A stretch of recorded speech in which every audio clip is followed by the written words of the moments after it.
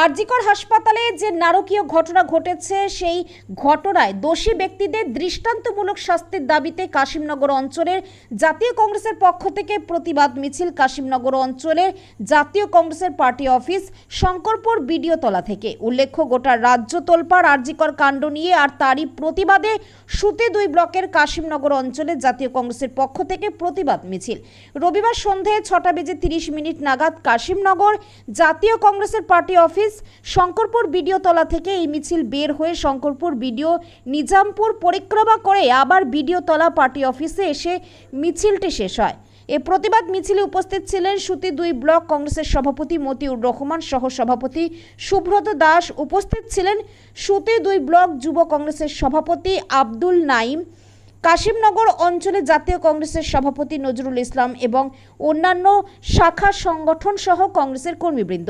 তাদের দাবি, আরজিকর কাণ্ডের সমস্ত দোষীদের অবিলম্বে গ্রেফতার করতে হবে এবং বাংলার মুখ্যমন্ত্রী মহিলা হয়েও মহিলারা সুরক্ষিত নয়, তাই অবিলম্বে মুখ্যমন্ত্রীর পদত্যাগ করা উচিত। এই কর্মসূচি গোটা বাংলার মানুষের কাছে জলের মতো স্পষ্ট কি একটা সম্প্রদায়কে তারা যেভাবে সাম্প্রদায়িক বিভাজনের মধ্যে দিয়ে এই আরজিকরের ঘটনাটাকে ধামাচাপা দেওয়ার চেষ্টা করছে, এটা আমরা ধিক্কার জানাই। তার কারণ সম্প্রদায় বলতে শুধু জাতপাত নিয়ে সম্প্রদায় নয়, তৃণমূলের যে সম্প্রদায়ের গোষ্ঠী, তৃণমূল যারা করে, তৃণমূল যারা পছন্দ করে, তাদের যে তাবড় নেতা নেতৃত্ব যারা এই ঘটনার সঙ্গে জড়িত আছে তাদেরকে আড়াল করার চেষ্টা করা হচ্ছে। একটা দুনিয়ার ডাক্তার 3টার সময় যে মার্ডার হচ্ছে, রেপ হওয়ার পর মার্ডার করা হচ্ছে। আজকে বাংলার যে পুলিশ, যে হসপিটালের নিরাপত্তা রক্ষী, তারা কী করছিল এটা কি বাংলার মানুষ জানতে চাইবে না? সেই কলেজের যে অধ্যক্ষ সে কী করছিল, তার কাছে কেন খবর থাকলো না? তার কয়েকদিন আগে যে ঘটনা ঘটেছিল মেয়েটার সঙ্গে, তার গাড়িতে অ্যাটাক করা হয়েছিল, কে বা কারা করলো সেটা তদন্ত আগে হলো না কেন? তাহলে স্বাভাবিকভাবে আমাদের কাছে একটাই প্রশ্ন, কি তাহলে কি এটা প্ল্যানিং মাফিকভাবে মার্ডার? এই মহিলা ডক্টর নিশ্চয়ই তাদের গোপন কিছু জানে বলেই তাকে কি মারা হয়েছে। আর এটা বাংলার মানুষের মনে একটা কোশ্চেন। আজকে কেন সত্য উদ্ঘাটন হচ্ছে না?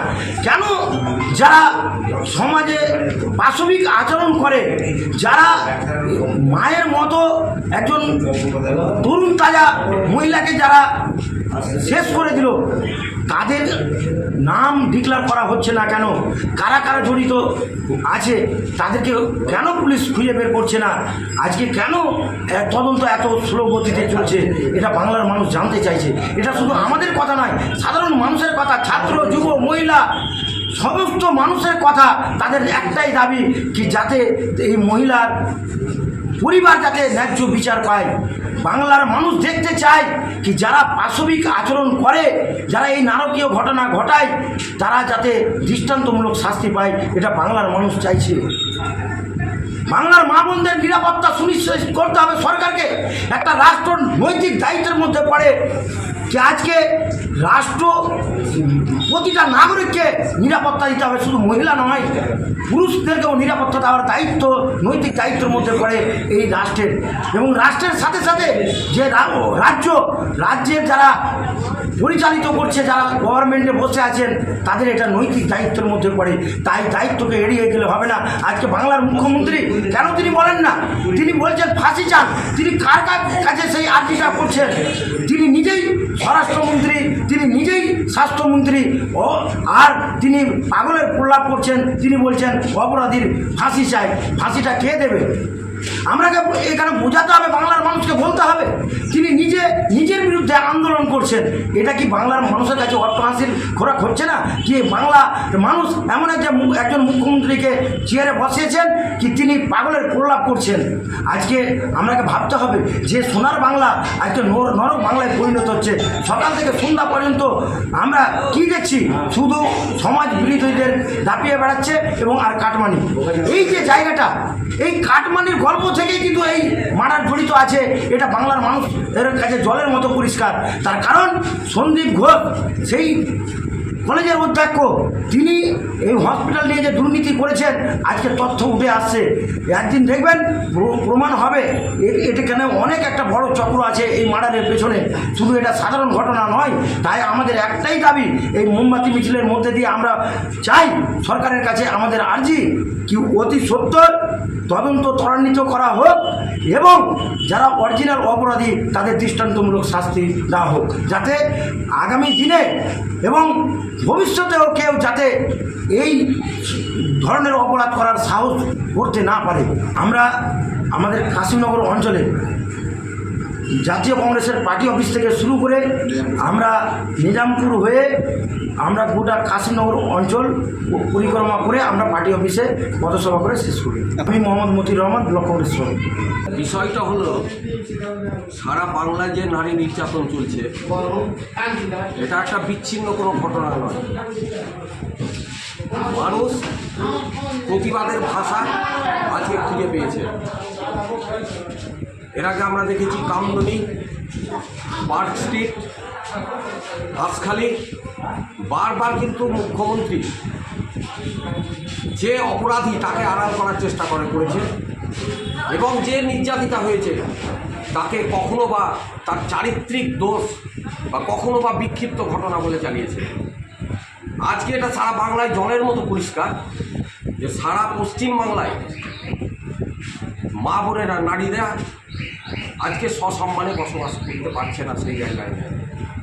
এই জন্য সারা বাংলার সাথে সাথে আমরা জাতীয় কংগ্রেসও আজকে গর্জে উঠেছি। আজকে এই ঘটনা আমাদের সভাপতি যেটা বললেন যে একটা বিশাল চক্র, কি কারণে সন্দীপ ঘোষকে বারবার আড়াল করা হচ্ছে। আজকে মমতা ব্যানার্জি একদিন মাত্র এর প্রতিবাদে যে ভাষার প্রয়োগ করলো যে কি ফাঁসি চাই, ফাঁসিটাকে দে, তুমি তো সরকার, তোমাকেই তো ঠিক করতে হবে। আজকে ঘটনাটা এইরকম নয়, একজন চোর চুরি করলো, পাবলিক যখন জানতে পারলো সাধারণ মানুষের মধ্যে মিশে গিয়ে চোর চোর চোর চোর আওয়াজ তুললো। আজকে আমাদের মুখ্যমন্ত্রী সেই অবস্থাটা দাঁড়িয়েছে। তো তাই এইটা আর বিশেষ কিছু বলার নেই। সারা মা বোনেদের নিরাপত্তার দাবিতে আজকে জাতীয় কংগ্রেস পথে হয়েছে। একদিকে লক্ষ্মীর ভাণ্ডার প্রকল্প, রূপশ্রী, কন্যাশ্রী প্রকল্প, মেয়েদের জন্য হাজার হাজার প্রলোভন দেওয়া হচ্ছে, অথচ মা বোনেদেরকে নিয়ে আজকে তারা ছিনিমিনি খেলছে, তাদের সম্মান নিয়ে, তাদের ইজ্জত নিয়ে।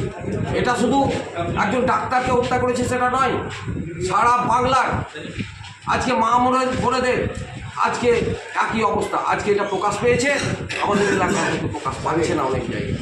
অতএব সারা বাংলার মানুষ আজকে গর্জে উঠেছে প্রতিবাদে।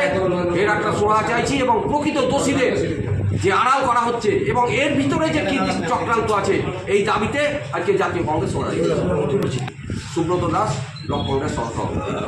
আরে জবাব তোমায় দিতে হবে, আরে জবাব তোমায় দিতে হবে। We want justice for